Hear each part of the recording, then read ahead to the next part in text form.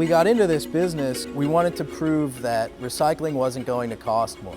How I met Dave Kitts of Mannington was at a Delaware Valley Green Building Council meeting. It was one of those aha moments. I'm at this meeting, I'm hearing this guy tell an amazing story about what he and his business partner are doing. He was passionate and excited like I've never seen a recycling guy be. And as he was passing around this bag of material, I kept thinking, heck, why can't we use that stuff? The amount of construction waste generated, at least in the United States, per year is roughly 136 million tons, roughly 4.5 pounds per square foot on new construction projects and 155 pounds per square foot in demolition. We got into this by cleaning out home sites for large home builders. We realized about 80% of the waste they produced was drywall and wood, about 50% drywall. We realized there was a tremendous opportunity if we could figure out a way to reduce our own waste disposal costs by reusing this material. So we really started looking around the country and in other countries what people were doing with drywall, saw that it could be used as a soil amendment. His marketplace is farmers.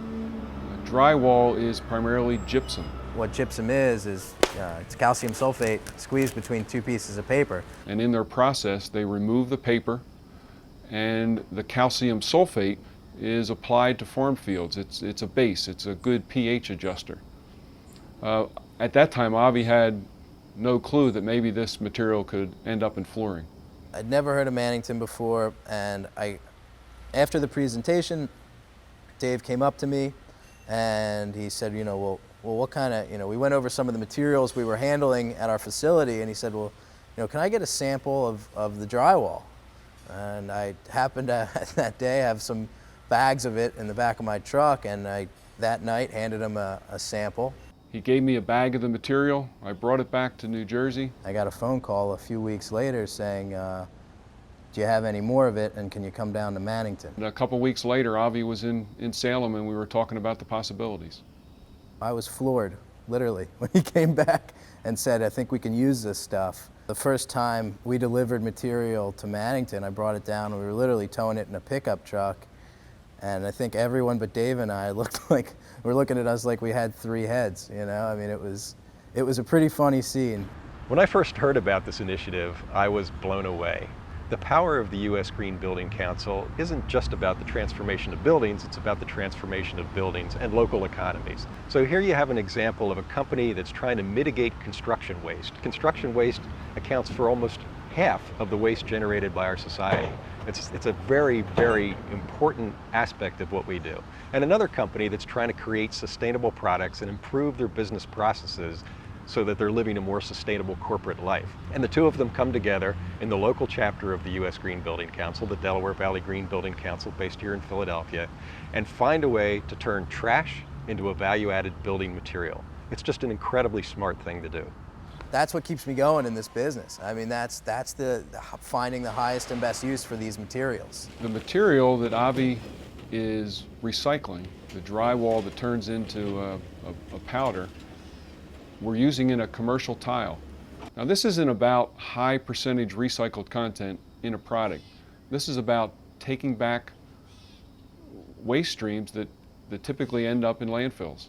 Companies are starting to be attracted to recycled materials. I mean, it's getting more expensive to buy raw materials because the cost of raw materials continues to escalate, and then you have to ship in those raw materials. So if you can find local recyclers and substitute or offset some of your current raw material use, you're saving energy, you're saving the mining and extraction of those raw materials and all the energy that goes along with that, and you're simply reusing something that's been thrown away. How cool is this? I mean, we're taking post-consumer construction site waste, drywall, and incorporating it directly into our flooring products.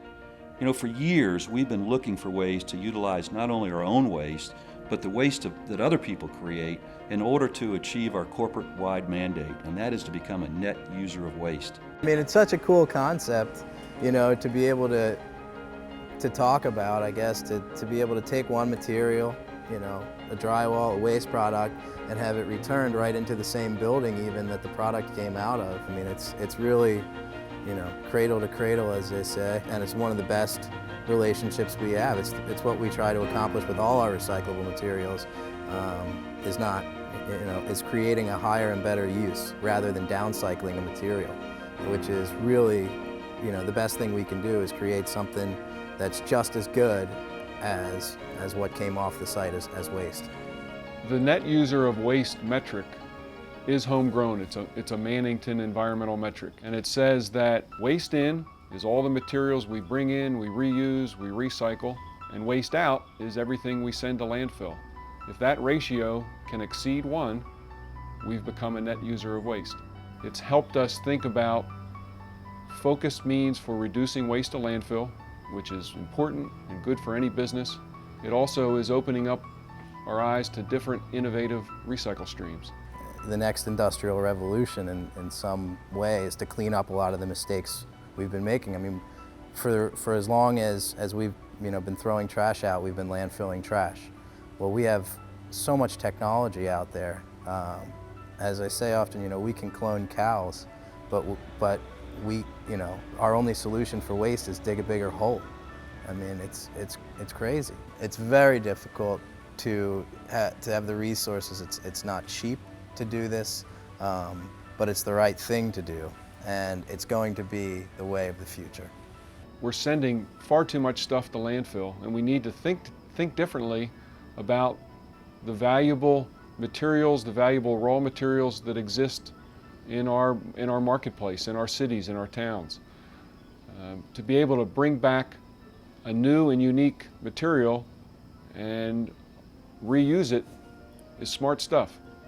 What manufacturing companies do for the recycling business is create demand for our products. And what the U.S. Green Building Council and a lot of the environmental and green movements have done is really stimulated thought for manufacturers to say, well, how can we offset, some of the raw materials we're using with recycled materials? The power of the U.S. Green Building Council is in community, bringing together people from all walks of the industry to connect their passion, their aspirations, and their values with immediate and measurable results. This program is going to take us one giant step closer to accomplishing that goal. Let me tell you, this is not an insignificant feat.